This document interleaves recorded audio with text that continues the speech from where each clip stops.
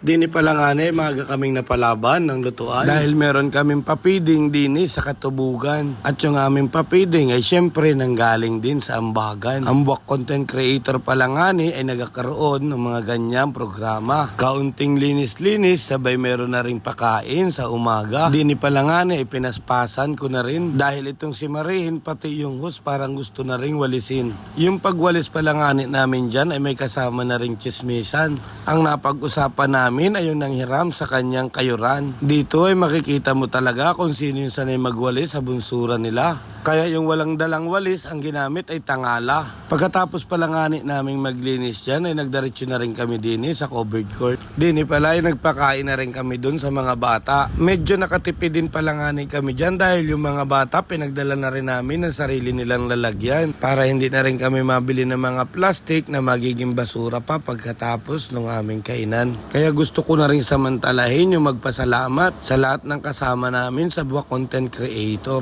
Hindi man mayayaman at hindi man nakakasweldo ang lahat sa vlog pero pinili pa rin nila na tumulong. Madami din sa mga kasama namin na hindi pa rin monetize. Pero sa mga ganitong ganap ay sobrang active nila. Kaya inahiling ko rin sa mga kapanood nitong video na sana naman ay suportahan din ninyo yung lahat ng mga kasama namin dito. May mga private individual din nga pala na pumunta dyan dahil gusto rin nilang suportahan yung mga ganitong gawain namin. Pwede nyo din po palang i-comment kung taga saan kayo.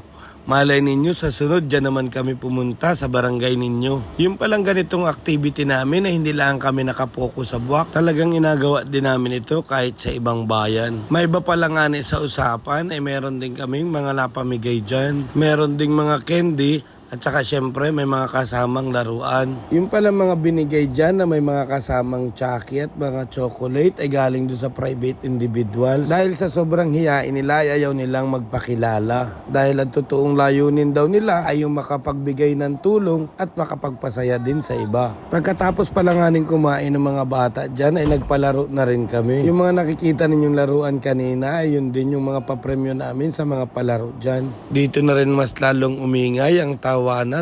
Kita nyo naman.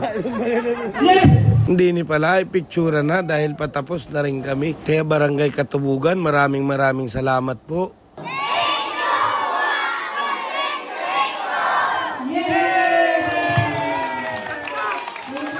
Oops, teka lamang, hindi pa pala dyan nagatapos yan. Dahil pagkatapos ng pasalamatan at pahalaman, may mga abalik pa rin kaming mga upuan. Ayan, kaya sa sangguni ang barangay ng Katubugan.